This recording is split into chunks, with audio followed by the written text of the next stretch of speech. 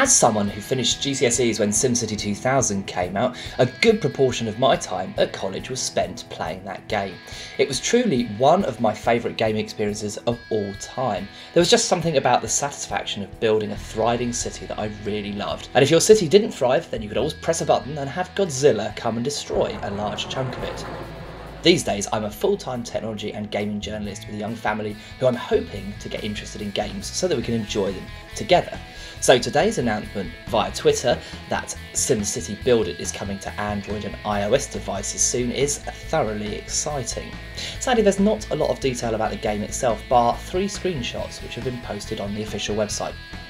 Now, it's fair to say that the rebooted SimCity game that launched for the PC back in March 2013 was not exactly well received by many gamers. There was a lot of criticism about the size of maps and the weird AI logic that did make for some weird game quirks. But you know what, I really did like that game. Graphically it was beautiful and there was an enjoyable build-up to make a city work, which was, after all, what I've been craving since I started playing those games with 2000 all those years ago. The screenshots do look good though, so let's have a quick peek to see what clues we can find out about how the game might eventually play. Firstly, from the screens, it looks graphically quite good looking.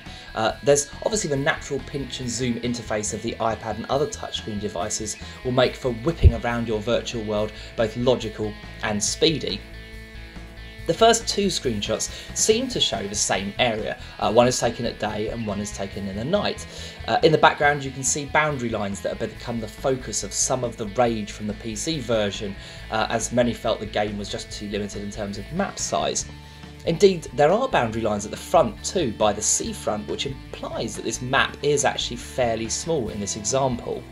But it's difficult to judge at the moment, and still, small maps may not also be a problem if the game is well designed and there are plenty of other things to do to keep you occupied. There's also a power plant lurking in the top right, so it certainly appears the same basic formula is in place, namely, give your Sims power, roads and some zoning, and they'll take care of building a city for you. As people play mobile games differently to PC games, it's certainly interesting to consider what elements might be put in place to have you constantly returning to the game to check on progress. No doubt earning currency will be a part of that, but will the city degrade if you leave it over time? That's not really the case for the PC version, so it could be quite different on mobile, but that's an exciting idea, and certainly if EA is really planning to leverage what's good about mobiles, then it will be thinking about all that kind of stuff. The third screenshot is quite different, but still basically the same region, it's just zoomed and rotated slightly. Here though, we can see that people are making their usual demands.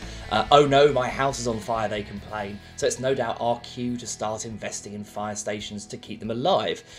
Again though, the play area still looks quite small in this screenshot, something which could really mess with our enjoyment of the game. Our main hope though is that the game doesn't follow the freemium or pay to play model.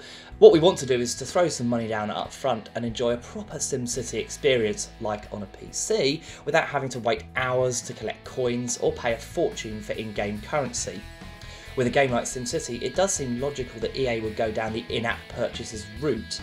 Either you'll have to wait an age for your Sims to make money, or you'll have to buy coins or even buildings to move the process along. It's perhaps not fair of us to judge or worry about such things so early on, but we can see the way that EA might go. Still, they deserve a fair crack of the whip, so let's give them that. For now though, we are excited about one of the best game franchises of all time coming to mobile devices, and that reminds me that we need to see Command & Conquer for phones and tablets really soon.